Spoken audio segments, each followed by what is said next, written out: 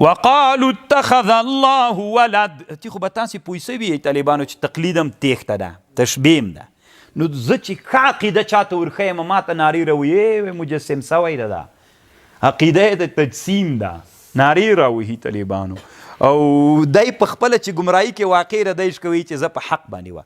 ما یو تحقیق ده طالبانو کله کله خلک یې نشر کوي چې الله په اسمان کې ده. داسې نه ده طالبانو، ده الله په اسمان کې که څوک داسې وایي چې الله په اسمان کې ده، د ما رایه دا ده، دا کافر نه ده. په دې مې دلایل ویلي طالبانو، مې په دې باندې بحث کړی ده. دنیا کې طالبانو تاسې همدغه الابانه باصول نور بیخي پرېږدئ. العلو لعلي الغفار کتاب پیدا کوي تاسې، امام ذهبي دا خو پیدا کوي طالبانو، ویې ګورئ العلو لعلي الغفار. دنیا کې دومره لوی علماو دا خبره کړې، نو زه دغه باندې د کفر فتوا کولی سم؟ دا خو ته چې ټاپه راوباسې دستي چا باندې د کفر فتوا وکړه. هغه مسله طالبانو اصل کې دلته ده. نو دوی داسې نشر کوي که نه، دوی وایي چې کیدی سي کار به جوړ سي. داسې نه کېږي، کار نه جوړېږي. ورځ تر بلې نه علم مخته روان ده. که ته یې منې که یې نه منې، تا مزخرفې خبرې څوک نه مني. ولې نن رښتونه یې دې ته قصد وسو چې خلک کتابونه راوسپړي، راسپړي یې که نه د ورځ تر بلې نه. پرون مې طالبانو کتاب کته دلته اوس یو طالب مانه پوښتنه وکړله، لا مې تحقیق نه ده تمام سوی. 3 کتابونو کې چا د ترویحي په اړه څه ده چې موږ تاسې 4 رکعاته تراویح وکړو بیا کینو که نه.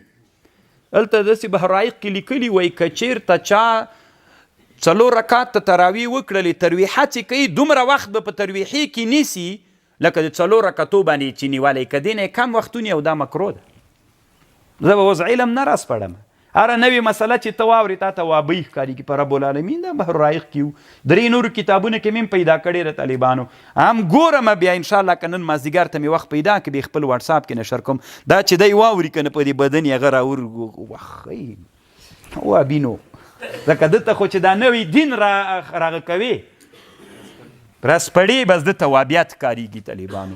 ما نو اوس طالب پوښتنه وکړه طالبانو چې قرآن وایي نورې اوري، ثواب سته پکې که نسته؟ خو چې تسبیح وایي نورې اوري، دې کې ثواب سته؟ که تسبیح خپله ویللو کې ثواب ده؟ نه به یې داسې طالبانو. قرآن کې خو داسې ده چې قرآن استماع ثواب لري، د ذکر استماع ثواب، د تسبیح استماع ثواب لري که هغه به خپله وایي. نو تر اوسه ولې افغانستان کې چا خلکو ته نه ویلې؟ ګورئ طالبانو تاسې د دور المختار متن راواخلي، هلته داسې وایي، یا د مونږ حنفي فقها د ترویحه کې به ټول تسبیح وایي، ټول ناس خلک به تسبیح وایي. دلته به ملا ویل سبحان الله، دا به یې ویلې. ښه نو دی داسې فکر کو چې دا تنا په ملا ده، دا په ټولو تسبیح ده. بیا که تاسې فکر یې اوس علماو د دې په ځای بل ترتیب راخیستی، ټول قرآن وایي. ګورئ آیات وایي که نه وایي؟ نو خو هلته یې دې په خاطر چې مقتدیان چپ هم سي، خو ثواب به مقتدیانو ته ورسېږي. د قرآن په ویللو هم ثواب، په سماع هم ثواب. که سبحان ذي الملك والملك سبحان الجلمة والجبروت والملكوت، دا به یې ویلې طالبانو، اتي به هغوی غوږ ورته نیولي، نو هغوی ته خو ثواب نه و که نه؟ بیا هم د رواج په خاطر یې ویلې کلی د ثواب. نو ثواب چې وایي ټول دي وایي طالبان. زه به اوس دین نه راسپړم په کتاب کې چې لیکلې مسله ده، زه به د تا له لاسه نه راسپړم چې ته ودرې وابي ټاپه را باندې ونه لګې. زه لالو ورځ تر بلې نه موږ مخته روان یو، کاروان مو غټېږي که د الله خوښه وه.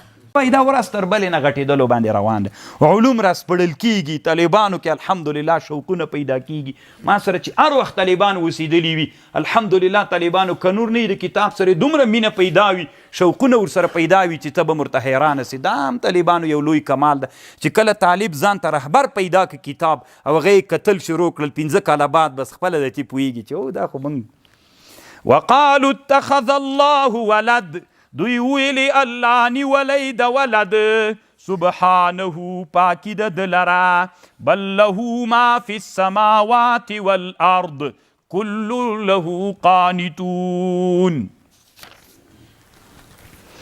بدیع السماوات، الله چې دا پیدا کوونکی د اسمانونو د مځکې ده، و اذا قضا امرا، کله چې الله فیصله وکړي د یو امر، فإنما يقول له كن فيكون، ورته وایي کن فیکون بیاسي.